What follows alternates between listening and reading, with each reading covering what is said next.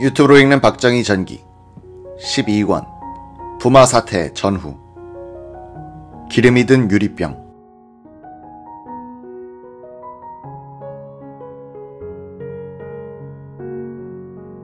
(1968년에) 일단 석유가 없는 것으로 결론이 났던 포항 시추는 왜 시작됐으며 그것도 왜 정보부가 그 일을 하게 됐는가. 1960년대 포항 드라마의 주인공이 정우진이었다면 1970년대의 주인공은 그의 큰형 정장출이었다. 그는 대단한 수완의 소유자였다. 정씨는 5.16 전후 정당 간부 생활도 했고 비록 낙선했지만 국회의원 선거에 출마해본 경험이 있었다. 정장출은 학자들과의 이론 투쟁보다는 정치력을 동원해서 일이 되는 쪽으로 꾸미는 데 전념했다. 먼저 일본인 친구를 찾아내 자민당 중의원 다나카 다츠오와 나카니시 이치로를 소개받은 뒤 자신의 보관을 전했다. 1975년 1월 12일 자민당 국회의원단 16명이 방한했을 때 훗날 문부상이 되는 다나카 다츠오 의원이 자민당 대외경제협력위원장 자격으로 끼어 있었다. 다나카와 나카니시 의원은 정장출과 만나 포항 지역의 한일 공동개발 문제를 구체적으로 논의했다. 2월 14일 일본 의원단은 박정희 대통령을 방문했다.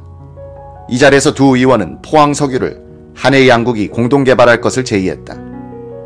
박 대통령은 미소만 지을 뿐 아무 말이 없었다고 한다. 이들은 다음날 김종필 총리를 방문해서도 그 계획을 털어놓았지만 김 총리도 듣고만 있었다고 한다.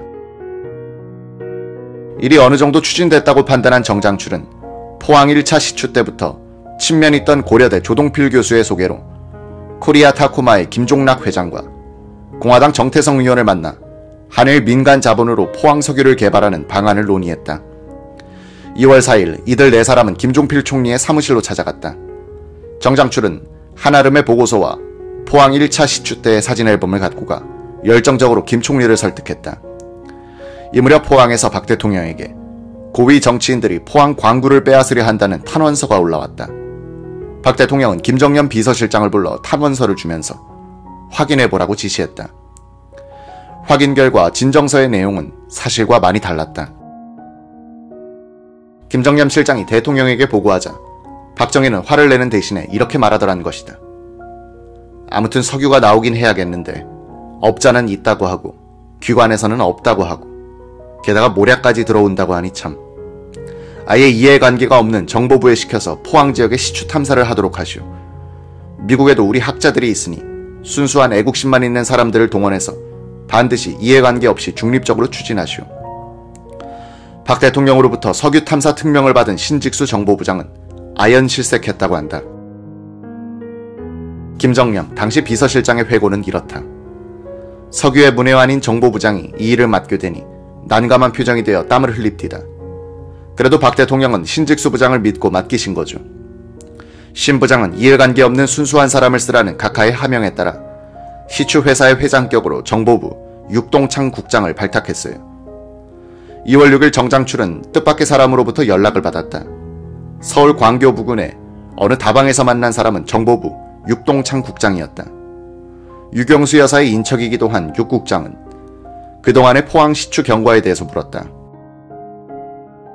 정 씨는 정보부가 고위층의 지시를 받아 움직이고 있다고 판단했다. 정보부는 정 씨에게 정부에 요구할 사항을 물었다. 정장출은 시축이 2대, 자금 2억 원, 방해 요인 제거를 건의했다. 육 국장으로부터 보고를 받은 신직수 정보부장은 3월 5일 박 대통령에게 보고했다. 이 자리에서 박 대통령은 말했다. 하나님은 아마도 자원을 골고루 나눠줬을 것이다. 우리가 몰라서 그렇지 기름이 어딘가는 숨어 있을 것이다. 이제 우리나라도 이만큼 컸으니 우리 손으로 기름을 한번 찾아보자. 박 대통령으로부터 특명을 받은 정보부는 즉시 포항 시추의 진행 책임을 김영수 기획조정실장, 육동창 국장, 최갑동 과장선으로 정했다. 현장에서 진두지휘를 할 사람으로 뽑힌 최 과장은 육군 공병 대령으로서 정보부에 파견 나가 있었다. 1975년 5월 31일부터 포항에서 중앙정보부 특별 석유탐사반은 동신산업공사라는 위장 간판을 내걸고 정장출이 지목한 3개 지점 A, B, D 3개 갱정의 시추기 공식을 올렸다. A, B공은 정장출, D공은 자문위원들의 의견이 많이 반영된 위치 선정이었다고 한다. 정보부는 상공부로 하여금 정씨 형제들이 갖고 있던 이 지역의 석유 개발권을 실적이 없다는 이유로 그 등록을 취소시켰다.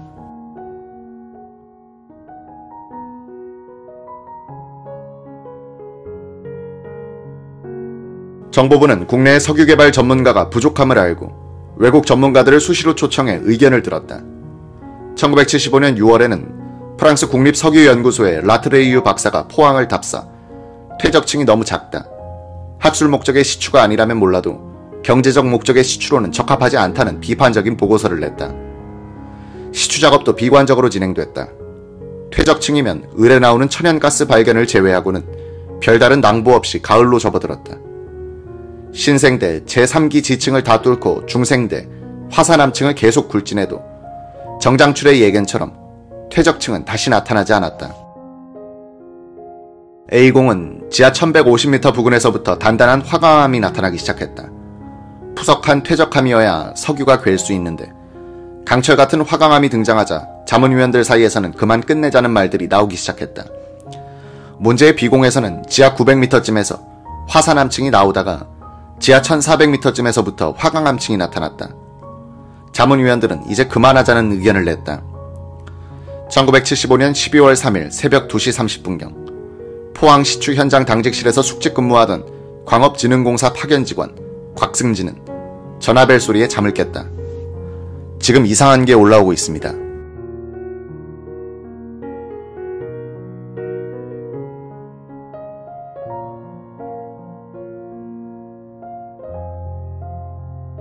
시추공에 흥분된 소리가 들려왔지만 곽 씨는 냉정하게 말했다. 더 자세히 살펴본 뒤에 다시 보고하시오. 그동안 포항 시추 현장 책임자였던 동신산업 최갑동 사장은 시추공들에게 기름이 나오는 걸 발견하면 상금 100만 원을 주겠다고 하여 종종 시추공들이 오인 보고를 해오는 경우가 있었다. 비슷한 시각 이상한 예감에 잠이 오지 않았다는 정장출도 전화를 받았다. 그는 즉시 현장으로 달려나왔다. 정씨가 현장에 가보니 구멍에서 나오는 물을 받아두는 큰 통에서 물이 넘쳐 배수로를 따라 논도랑으로 흘러들고 있었다. 시추 구멍에서는 샘 솟듯하는 지층수와 함께 시커먼 액체가 솟아나와 수면 위로 확 번지고 있었다. 정씨는 논도랑을 따라 300m쯤 걸어갔다. 시커먼 액체와 뒤섞인 물이 계속 흐르고 있었다. 시추공들의 설명이 있었다. 새벽 2시경 시간당 1cm 정도의 느릿한 속도로 내려가던 시추봉이 지하 1475m 지점에서 갑자기 푹 꺼지듯 쑥 들어갔다. 마치 공동을 통과하듯 약 2m를 그렇게 지나갔다. 우리는 사고가 난 줄 알고 굴진을 중단했다. 그런데 갑자기 검은 액체가 시추공을 통해 솟아나기 시작했다. 불을 댕기니 연기를 내며 탔다. 정씨는 문제의 액체를 채집하기 전에 사진 촬영부터 해뒀다. 그는 동신산업의 회장격이던 육동창 국장에게 전화를 걸었다. 육 국장은 속단하지 말라고 주의를 줬다고 한다. 한편 인하공대 화공과 이희철 교수는 이날 아침 8시 30분경 인천의 학교로 출근했더니 정보부로부터 온 전화가 기다리고 있었다. 최갑동 사장이었다. 즉시 서울역으로 나와 포항 시추 현장으로 내려오라는 이야기였다. 이 교수는 잠시 어리둥절했다. 포항 시추 자문위원이었던 이 교수는 다른 자문위원들과 함께 바로 전날 포항에서 서울로 돌아왔던 것이다. 10여 명의 자문위원들은 포항에서 이틀 동안 비공 평가회의를 가졌다. 거의 모든 학자들이 비관적인 견해를 보였다. 그런데 하루 만에 기름이 나왔다는 것이다. 이 교수를 태운 정보부 승용차가 포항에 도착한 것은 정오가 조금 지나서였다. 갱정에서 샘솟듯 나오던 암갈색 액체는 오후 2시쯤 끊어졌다. 약 12시간 동안 한 드럼가량의 액체가 나온 셈이었다. 이희철 교수는 샘플 한 통을 받아 싣고 곧장 울산 정유공장의 원유 분석실로 달려갔다. 기술자들에게 엄중한 함구령을 내린 이 박사는 샘플 분석을 지시했다. 증류시험, 가스 크로마토그래피 및 형광 분석 등을 거친 뒤 분석자는 경질의 원유입니다 라고 말했다고 한다. 곁에 있던 정보부 직원은 이 낭보를 본부로 전했다. 이 액체는 두 갈래 경로를 따라 고위층에 전달됐다. 정장출은 그날 아침 서울로 전화를 걸어 부인을 급히 포항으로 내려오게 한 뒤 기름이 든 유리병을 코리아 타쿠마 김종락 회장에게 전달했고 김 회장은 친동생인 김종필 국무총리에게 갖다 주었다. 다른 한편으로는 최갑동, 육동창, 신직수로 연결된 정보부 명령 개통을 따라 기름이 든 유리병이 옮겨다녔다. 12월 5일 신직수 부장은 분석표를 붙인 공식적인 기름병을 김종필 국무총리와 박정희 대통령에게 전달했다. 박 대통령은 기름병을 받아들고 아이처럼 좋아했다. 곁에 서 있던 김정년 비서실장에게 하나님이 우리를 버리지 않았어. 우리도 이제 산유국이 될 수 있구나 라면서 재떨이에 기름을 붓고는 라이터로 불을 붙였다. 그리고는 이걸 그냥 마시고 싶다고 했다는 것이다.